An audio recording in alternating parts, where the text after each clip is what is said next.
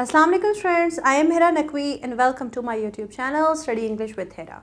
Pencil and copy तैयार रखें क्योंकि आज पे हम बहुत ही एक इंटरेस्टिंग कॉन्सेप्ट सीखने वाले हैं।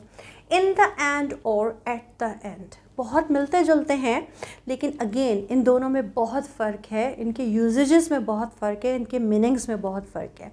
तो आज हम यही सीखने वाले हैं कि एट द एंड और इन द एंड क्या है और इंग्लिश में इनका इस्तेमाल कैसे है, इनका यूजेज कैसे है।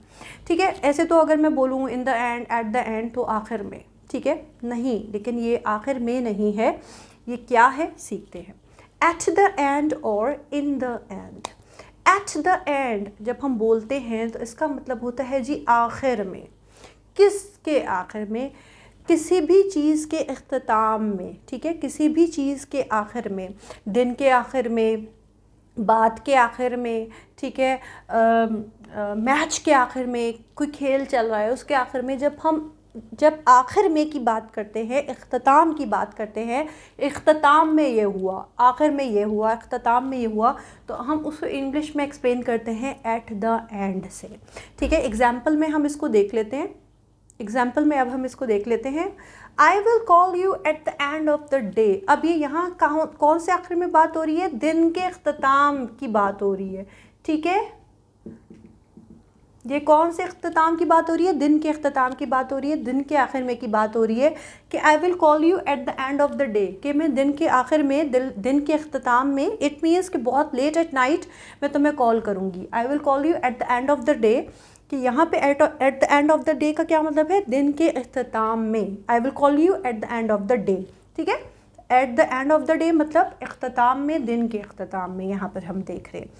Our team won at the end of the game, कि आखिरकार हमारी टीम जीत गई गेम के एंड में, मतलब शुरू में कोई चांसेस नहीं लग रहे थे, लेकिन आखिर में, इख्तिताम में, बहुत स्ट्रगल के बाद हमारी टीम जो थी वो मैच जीत ही गई। ठीक है, सो आवर टीम वॉन, हमारी टीम जीत गई eight the end of the game, के आखिर में, गेम के इख्तिताम पे। यहाँ पे कौन से इख्तिताम की बात हो रही है?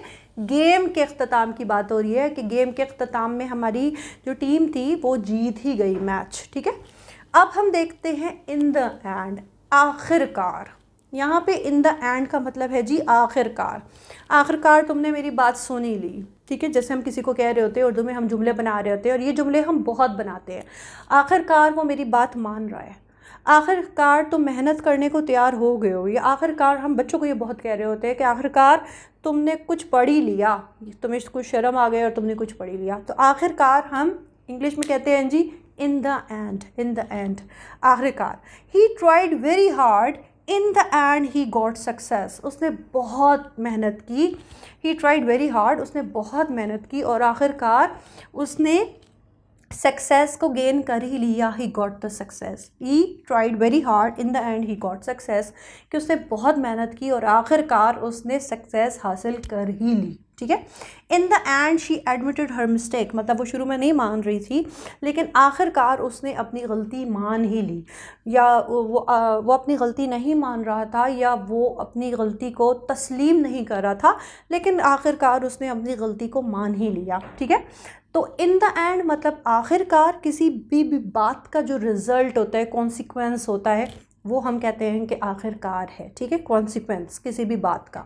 जबकि इन द एंड इख्तिताम की बात हो रही होती है, एट द एंड आखिर में की बात हो रही है, किसी भी चीज़ के आखिर में। अगेन ये भी रिज़ल्ट है, लेकिन इन दोनों में क्या फ़र्क है वो इस वीडियो से डेफिनेटली आपने सीख ही लिया होगा। अपने स्टडीज़ को इन्हांस करें, अपनी इंग्लिश को इन्हांस करें with study English. Subscribe, like and share my YouTube channel and study English with Hira.